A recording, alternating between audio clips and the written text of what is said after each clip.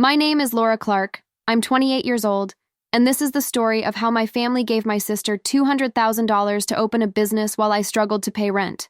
Have you ever felt invisible in your own family? Like no matter what you did, it was never enough? That's exactly how I felt when my parents handed Emily, my older sister, a check that could have changed my life, while I was working 3 part-time jobs just to survive.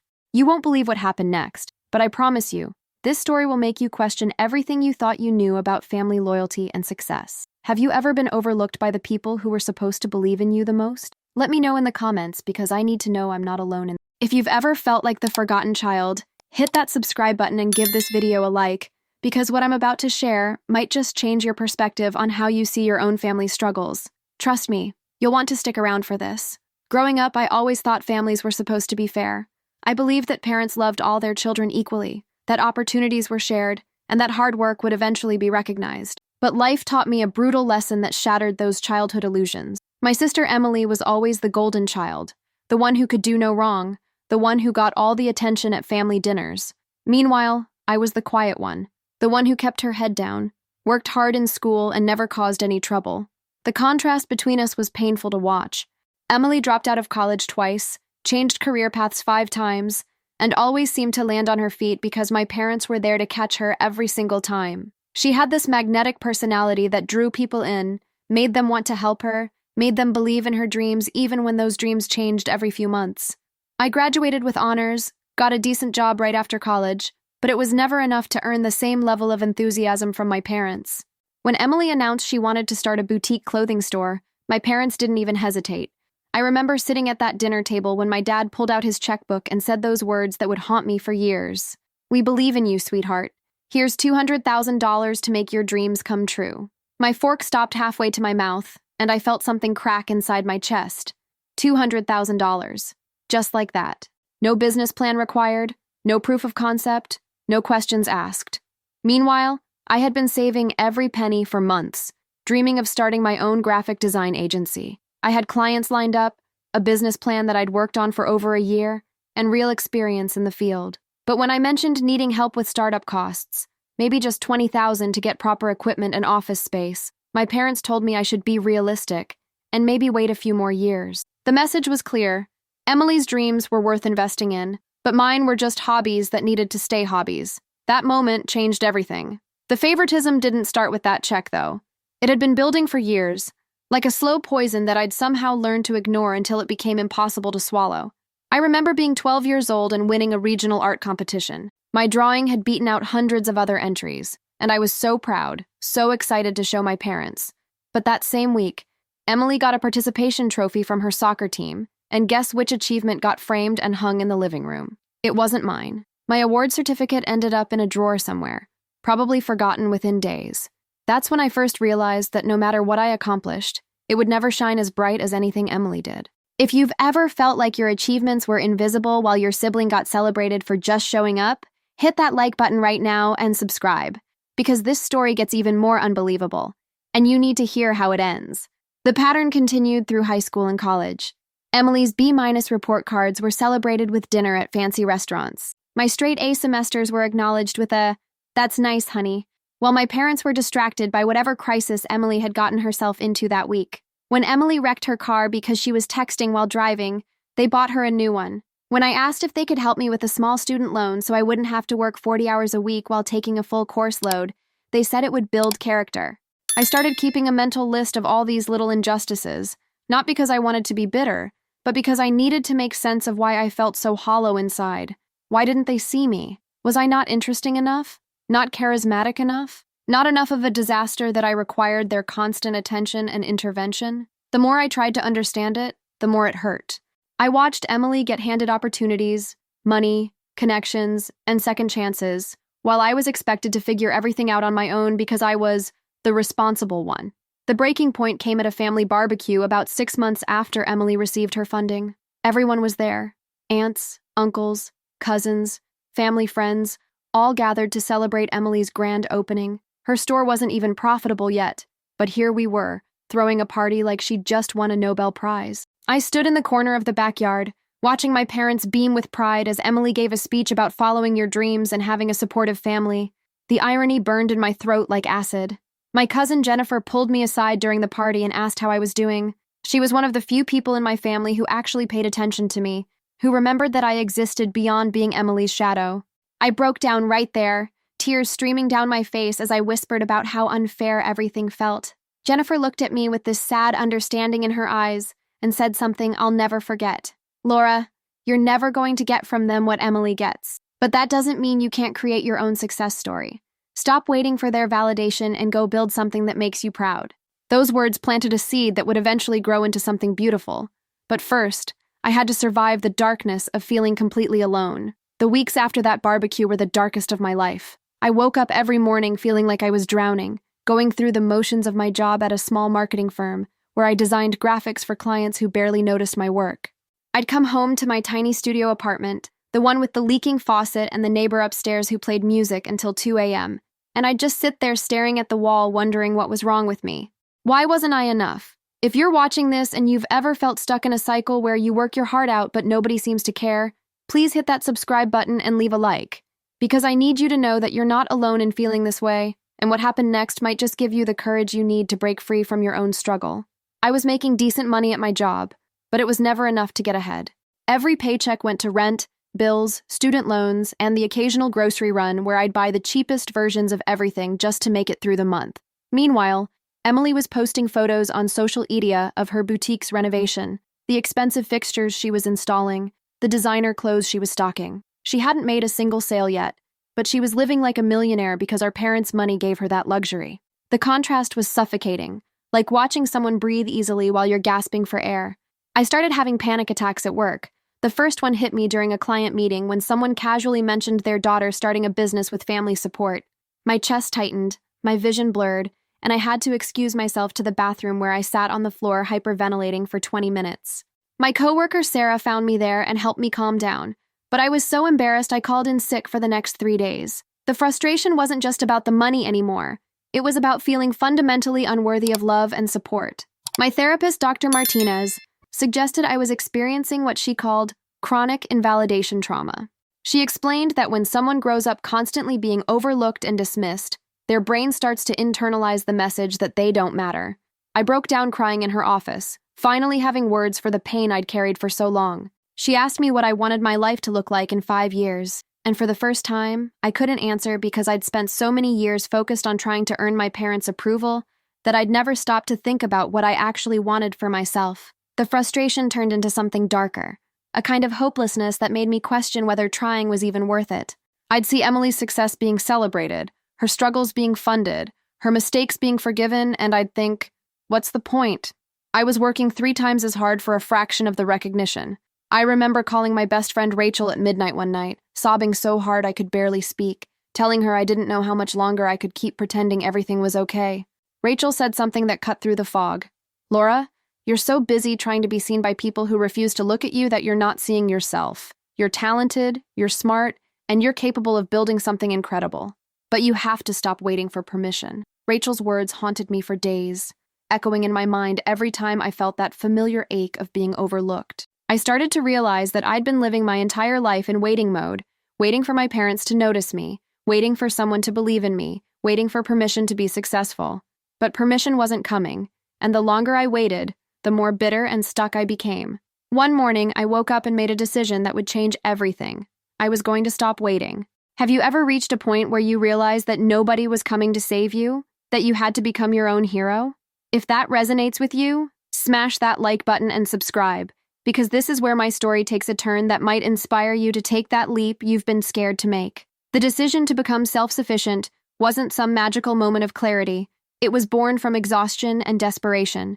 I was tired of feeling small, tired of measuring my worth by my family's indifference, tired of watching opportunities pass me by because I didn't have the resources Emily had been handed. I sat down at my kitchen table with a notebook and started writing down everything I was good at, everything I'd ever wanted to try, every skill I'd developed over the years. The list was longer than I expected. Graphic design, brand strategy, social media marketing, copywriting, client relations. I started researching how people built businesses with little to no capital. I watched YouTube videos at 3 a.m., read articles during my lunch breaks, joined online communities where entrepreneurs shared their struggles and strategies. I learned about bootstrapping, about starting small and scaling gradually, about the power of freelancing to build a client base before launching a full agency. It was overwhelming at first, the sheer amount of information and the hundreds of decisions I'd need to make. But for the first time in years, I felt something I'd almost forgotten existed, hope mixed with determination. The fear of failure was constant and paralyzing. I'd lie awake at night thinking about all the ways this could go wrong, imagining my parents' disapproving looks if I crashed and burned, hearing Emily's sympathetic voice telling me, "At least I tried." But I remembered what Dr.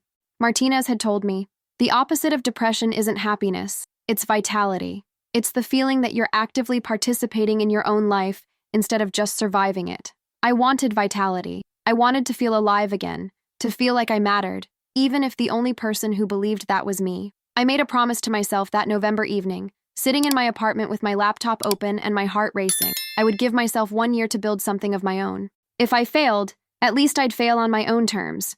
Not because I never tried, but because I gave everything I had and it wasn't enough. But deep down, in a place I was just beginning to trust again, I didn't think I would fail. I thought maybe, just maybe, I had what it took to prove everyone wrong, including the voice in my head that had spent years telling me I wasn't worth investing in. The journey ahead was going to be brutal, but I was ready to find out who I could become when I stopped asking for permission and started building my own life. The breakthrough came on a random Tuesday afternoon when I wasn't even looking for it. I was designing a logo for a small coffee shop owner named Marcus Chen, a side project I'd taken on through a freelancing website for barely $300. But something about this project felt different. Marcus had this vision of creating a warm, community-focused space where people felt like they belonged, and as I designed his brand identity, I felt something click inside me that I'd never experienced before. This wasn't just about making pretty graphics. It was about telling stories through visual language, about helping small business owners like Marcus compete with bigger brands by giving them a professional identity they could be proud of. Have you ever stumbled onto something that made your soul come alive? Something that felt less like work and more like purpose? If you're nodding your head right now, hit that like button and subscribe to this channel, because finding your passion might be the exact catalyst you need to change your entire life, just like it changed mine. Marcus was so thrilled with the final product that he told 5 of his entrepreneur friends about me, and suddenly I had a waiting list of clients willing to pay me to do what I loved. Each project taught me something new, not just about design, but about business, marketing, human psychology, and the power of visual storytelling. I started waking up excited to work, staying up late not because I had to, but because I wanted to. For the first time in my life, I understood what people meant when they said they'd found their calling. The passion wasn't just about graphic design itself, it was about empowerment. I realized that small business owners, especially those starting with limited resources, often couldn't afford big marketing agencies that charged thousands of dollars for basic branding packages. They were people like me, scraping together whatever they could to chase their dreams, and I could help them look professional and credible without breaking their budgets. That mission became my North Star, the reason I got up every morning and pushed through the exhaustion of working my day job plus building my side business. I started documenting everything I learned. I created spreadsheets tracking which types of projects I enjoyed most, which clients were easiest to work with, what my average hourly rate worked out to, and what services I could package together to create more value. I watched my skills improve with every project, my confidence growing as clients left glowing reviews and referred their friends. One client, a woman named Diana Rodriguez, who was launching a wellness coaching practice, told me that my branding made her feel legitimate for the first time, like she was a real business owner and not just someone with a dream. That moment crystallized everything for me. By month 6 of my side hustle, I was making almost as much from freelancing as I was from my full-time job.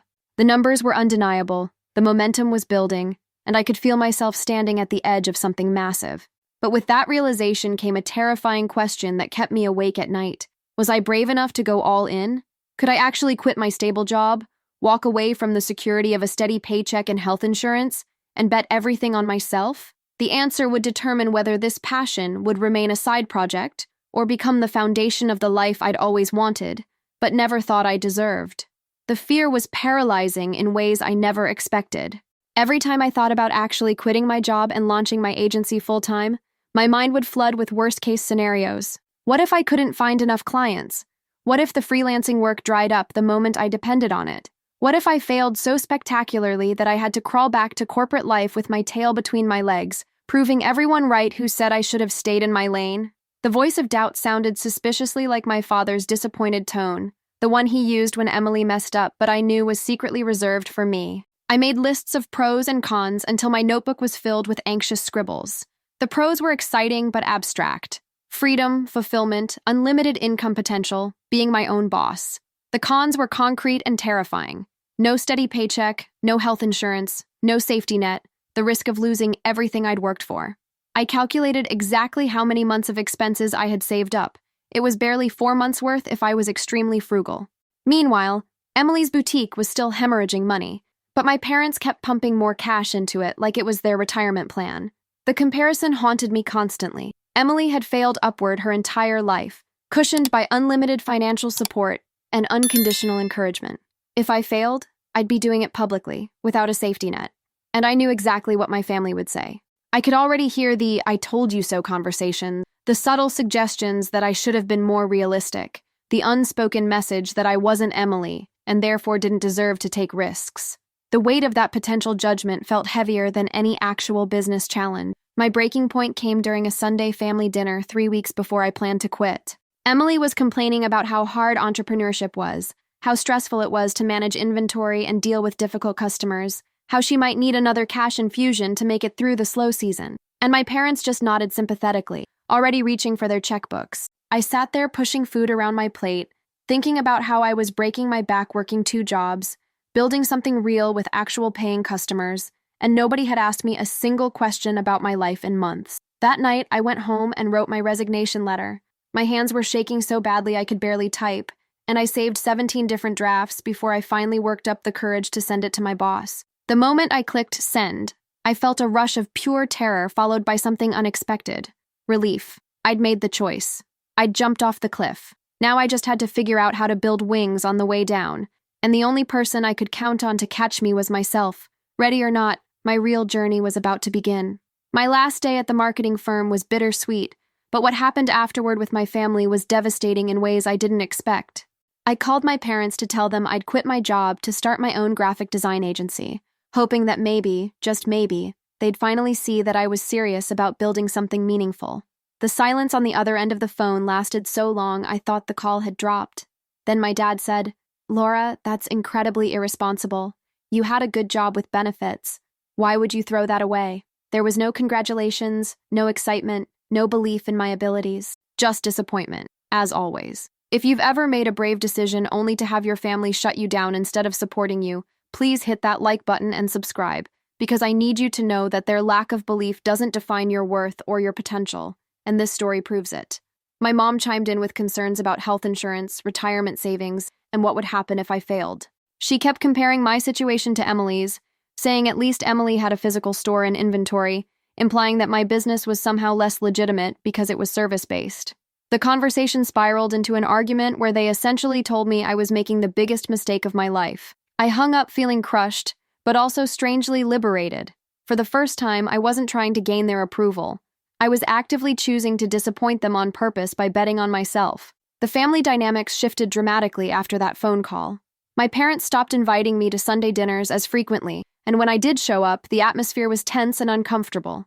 Emily would talk endlessly about her boutique struggles, and my parents would offer advice and encouragement and money. When someone asked how my business was going, I'd start to answer and get cut off mid-sentence by someone changing the subject. It was clear I'd broken some unspoken family rule by stepping outside the box they'd created for me, the stable, predictable, safe daughter who never caused problems. The breaking point came at Thanksgiving dinner when my uncle asked about my agency, genuinely interested because his friend needed branding work.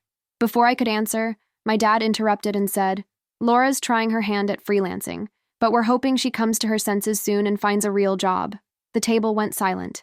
I felt tears burning behind my eyes, but I refused to let them fall. I excused myself to the bathroom, where I stood staring at my reflection, wondering how much more rejection I could take from the people who were supposed to love me unconditionally. That night marked the end of my desperate attempts to fit into my family's expectations. I realized that no matter what I achieved, they would always see me through a lens shaped by years of dismissing my dreams and elevating Emily's. I made a decision that terrified and freed me simultaneously. I would distance myself emotionally from their opinions. I would build my business not to prove them wrong, but to prove to myself that I was capable, valuable, and worthy of success. The hardest part wasn't starting a business with no money. It was accepting that my family might never celebrate my victories and choosing to move forward anyway. The first 3 months of running my agency full-time were absolute chaos. I worked 16-hour days, 7 days a week, bouncing between client calls, design work, invoicing, marketing, and trying to learn accounting software that made my head spin. My studio apartment became my office, my bedroom, my conference room, and my prison. I'd wake up at 5 a.m. and work until midnight, fueled by cheap coffee and determination. Some days I'd forget to eat because I was so focused on meeting deadlines and delivering exceptional work. My savings account dwindled faster than I'd calculated, and I started having nightmares about running out of money before the business became profitable. Client acquisition was harder than any YouTube tutorial had prepared me for. The freelancing platforms were saturated with designers willing to work for almost nothing, many of them overseas with lower cost of living who could undercut my rates significantly. I spent hours writing proposals for projects I never heard back about, feeling my confidence erode with every rejection. One potential client told me my portfolio was impressive, but they'd found someone cheaper, and I cried for an hour afterward wondering if I'd made a terrible mistake. The gap between my expenses and my income felt like standing at the edge of a canyon that kept getting wider. I had to make sacrifices that hurt in unexpected ways. I canceled my gym membership, stopped buying new clothes, learned to cut my own hair from YouTube videos, and survived on rice, beans, and whatever vegetables were on sale. My best friend Rachel would invite me out for dinner and I'd make excuses because I couldn't afford a restaurant meal. I watched Emily post Instagram stories from expensive vacations while I was eating ramen for the third night in a row. The envy was toxic and consuming, but I used it as fuel to work even harder. The technical challenges of running a business blindsided me constantly. I had to learn about contracts, liability insurance, tax quarterly payments, client management systems, and 1,000 other details they don't teach you in design school. I made expensive mistakes, like underpricing a major project, and realizing halfway through that I was basically working for $3 an hour. I had a client refuse to pay me for completed work, and I couldn't afford to hire a lawyer to fight it, so I just absorbed the loss and cried myself to sleep that night, wondering how people survived entrepreneurship. But somewhere in the middle of all that struggle, something shifted. I landed a project with a tech startup that paid me $5,000 for a complete brand identity package. Then another client referred 3 of their colleagues to me. My portfolio was growing, my skills were sharpening with every project, and slowly, painfully, the business started to gain traction. It wasn't dramatic or sudden, it was tiny victories accumulating over months of relentless effort. The beginning was brutal and lonely and terrifying, but I was still standing, still fighting, and that had to count for something. Month 9 of running my agency brought the first real breakthrough that made me believe I might actually survive this crazy journey. A medium-sized e-commerce company called Evergreen Goods reached out to me through a referral, and they needed a complete rebrand including logo design, packaging, website graphics, and social media templates. The project was worth $15,000, the biggest contract I'd ever landed, and I literally screamed when I got the confirmation email. For the first time since quitting my job, I could breathe without that constant anxiety crushing my chest. Have you ever worked so hard for something that when it finally happens, you almost can't believe it's real? If you know that feeling, hit that subscribe button and like this video, because I want to hear your stories in the comments about the moment you realized your hard work was finally paying off. And trust me, you're going to want to see where my journey goes from here.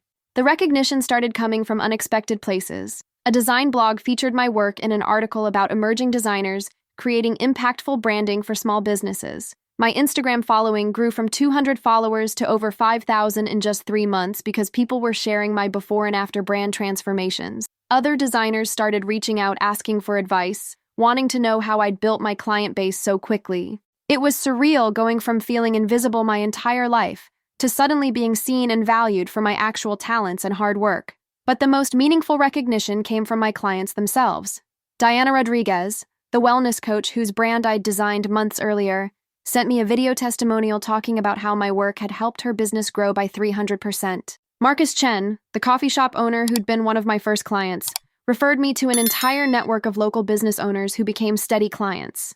These people believed in me when my own family didn't, and their faith meant more than any award or feature ever could.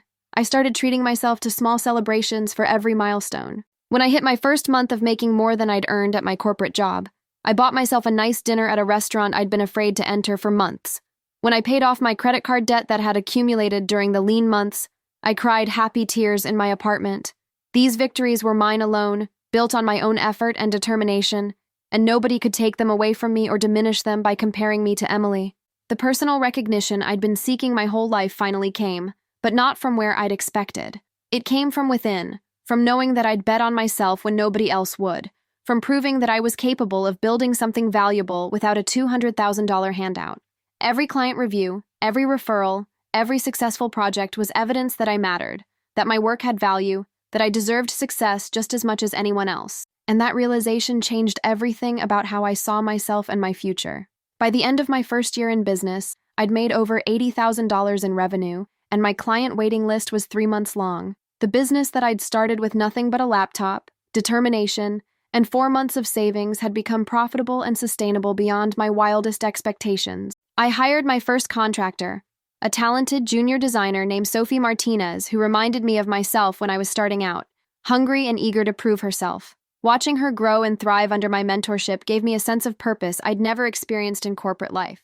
The success wasn't just financial, though that part felt incredible, after months of eating ramen and skipping meals. It was the freedom to choose my projects, to work with clients whose missions aligned with my values, to set my own schedule and build a business that reflected who I actually was, instead of who my family thought I should be.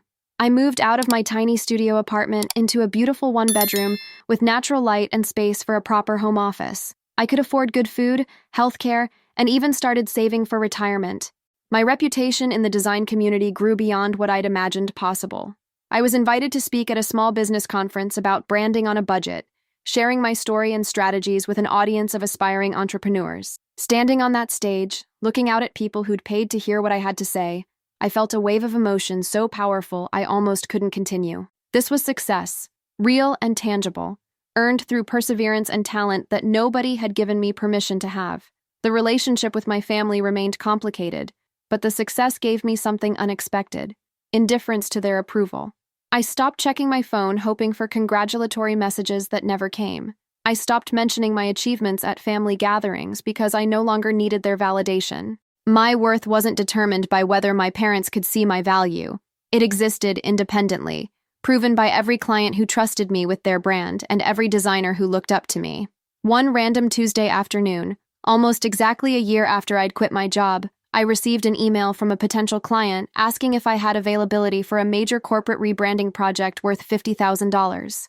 I sat there staring at the screen, remembering that scared version of myself who'd sent her resignation letter with shaking hands, wondering how she'd survive. I wished I could go back and tell her that not only would she survive, she'd thrive in ways she couldn't even imagine. Success wasn't about proving my family wrong anymore. It was about proving myself right, about honoring the voice inside that had whispered, "You can do this," even when everyone else said I couldn't. The success brought something I didn't expect: a deeper, more painful conflict with my family that forced me to confront emotions I'd been suppressing for years. About 6 months after my business really took off, Emily's boutique closed its doors permanently. Despite the $200,000 my parents had given her, plus several additional cash infusions over the months, the business couldn't survive. I should have felt vindicated, maybe even a little smug, but instead I felt sad and confused. My parents were devastated by Emily's failure, spending weeks consoling her, telling her she'd tried her best, and that the market just wasn't right for her business. Nobody mentioned that I'd succeeded where she'd failed. Nobody acknowledged that maybe, just maybe, they'd bet on the wrong daughter. If you're struggling with family members who refuse to celebrate your success while mourning someone else's failure, hit that like button and subscribe right now, because what I'm about to share about navigating family dynamics while protecting your peace might be exactly what you need to hear. I made the mistake of thinking that my success might finally earn their respect. At a family dinner shortly after Emily closed her store, I mentioned landing a major corporate client and expanding my team to 3 designers. The room went silent. My mom changed the subject to ask Emily how she was feeling about everything. My dad excused himself to take a phone call that probably wasn't even real. The message was clear: celebrating my achievement while Emily was hurting was somehow inappropriate, even though they'd celebrated her business opening while I was struggling on ramen and hope. The internal conflict tore me apart in ways that surprised me. Part of me wanted to scream at them, to force them to see the injustice of how they'd treated me my entire life. Another part of me still desperately craved their approval, still wanted to hear my dad say he was proud of me, still wanted my mom to brag about my accomplishments to her friends the way she'd bragged about Emily's. The little girl inside me who'd never felt good enough was still waiting for validation that would never come.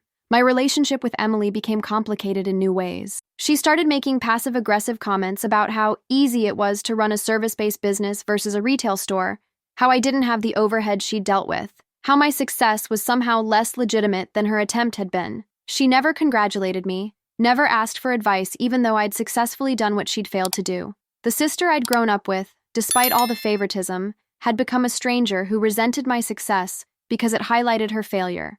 The breaking point came during Christmas dinner when my aunt asked me to speak at her women's entrepreneur group about building a business from scratch. Before I could respond, Emily said loudly, "Well, it's different when you don't have a real storefront or inventory costs. Laura's basically just freelancing with a fancy name." The table laughed nervously. I felt something inside me snap, not with anger but with clarity. These people would never celebrate me. They'd never see my worth. And I had a choice. I could keep showing up to these dinners hoping for a different outcome, or I could protect myself and build a life with people who actually valued me. The decision I made that night would change everything. The transformation didn't happen overnight, and it wasn't the kind of reconciliation I'd imagined where my family finally apologized and we all hugged and cried together. Instead, it was a quiet internal shift where I reconciled with myself, with the little girl who'd spent years feeling invisible, with the woman who'd built something beautiful despite having every reason to give up. I started seeing a new therapist, Dr. Chen, who specialized in family estrangement and complex family dynamics. She helped me understand that some people are incapable of giving you what you need, not because you're unworthy, but because they're too limited by their own issues to see beyond them. Dr. Chen introduced me to the concept of radical acceptance, which meant accepting reality as it was, instead of fighting against what I wished it could be. My parents would probably never apologize for the favoritism. Emily would probably never acknowledge my success without resentment. And that was okay because my worth wasn't determined by their inability to recognize it. I started setting boundaries that protected my mental health. I only attended major family events. I didn't share business updates unless specifically asked. And I stopped hoping for validation that wasn't coming. The real reconciliation happened between me and my younger self. I looked at old photos of me as a kid, that quiet girl who tried so hard to be noticed, and I felt overwhelming compassion for her. She'd been doing her best in an impossible situation, and she'd survived. More than survived, she'd thrived despite everything. I wrote her a letter, telling her everything turned out okay, that she was worthy and valuable and so much stronger than she knew. I cried while writing it, grieving for all the years I'd spent feeling less than. I started building a chosen family from the people who actually celebrated my success. My best friend Rachel, who'd been there through everything. Sophie and my other team members, who believed in my vision and worked hard to make it reality. My clients, who trusted me with their brands and referred their friends. My mentor, Janice Williams, a successful entrepreneur who'd taken me under her wing and showed me what supportive relationships could look like. These people filled the space my family had left empty, and I realized that blood relation doesn't automatically make someone family. The transformation was about releasing the fantasy of who I'd wished my parents could be and accepting who they actually were. Imperfect people with their own limitations and blind spots. It was about forgiving myself for the years I'd spent chasing their approval instead of building my own life. And most importantly, it was about recognizing that my value had never been up for debate. I was talented, hardworking, resilient, and worthy of success, regardless of whether my family could acknowledge it. That realization freed me in ways I'd never experienced before, and it allowed me to step fully into my power without apology or hesitation. What happened next would prove just how far I'd come. 2 years into running my agency, I was invited back to that same business conference where I'd first spoken, but this time as the keynote speaker. Standing backstage before walking out to address over 1,000 entrepreneurs, I thought about the journey that had brought me there. From the invisible daughter eating ramen in a studio apartment to a successful business owner with a team of 7 designers and 6-figure annual revenue. The transformation wasn't just about money or success metric. It was about reclaiming my voice, my worth, and my right to take up space in the world without apologizing for it. During my keynote speech, I shared the raw truth about starting with nothing, about being overlooked by the people who should have believed in me most, about the nights I cried myself to sleep wondering if I'd made a terrible mistake. But I also talked about the moment everything shifted, when I stopped waiting for permission and started building the life I deserved. The audience was silent, hanging on every word, and when I finished, they gave me a standing ovation that lasted several minutes. Afterward, dozens of people approached me with tears in their eyes, sharing their own stories of family rejection and self-doubt, thanking me for giving them hope.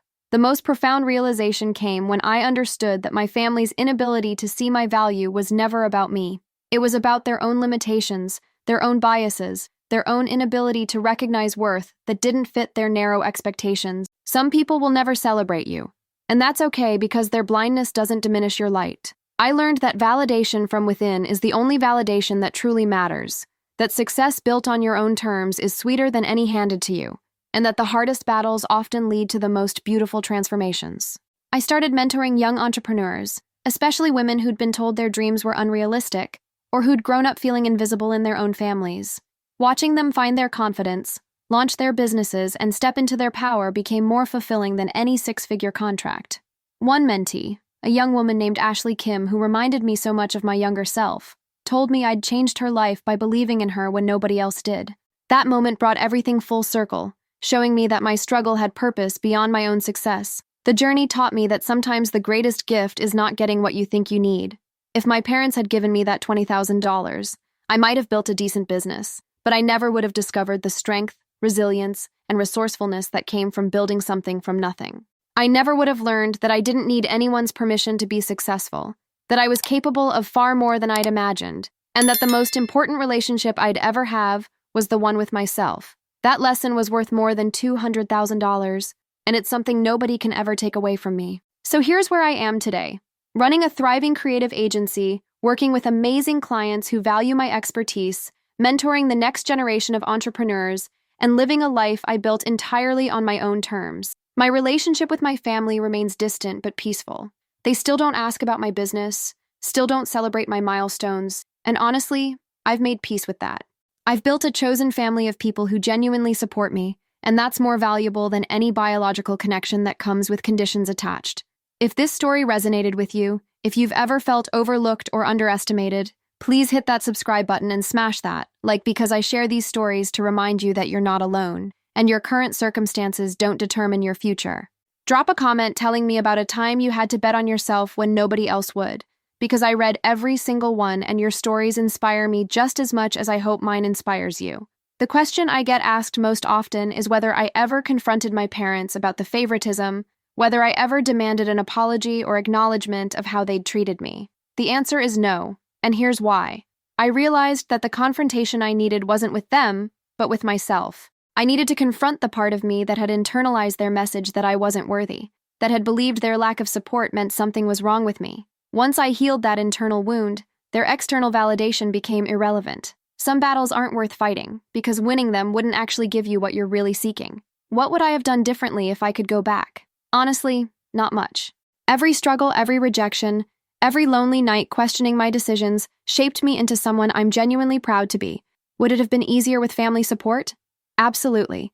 Would I be as strong, as resourceful, or as compassionate without those struggles? Probably not.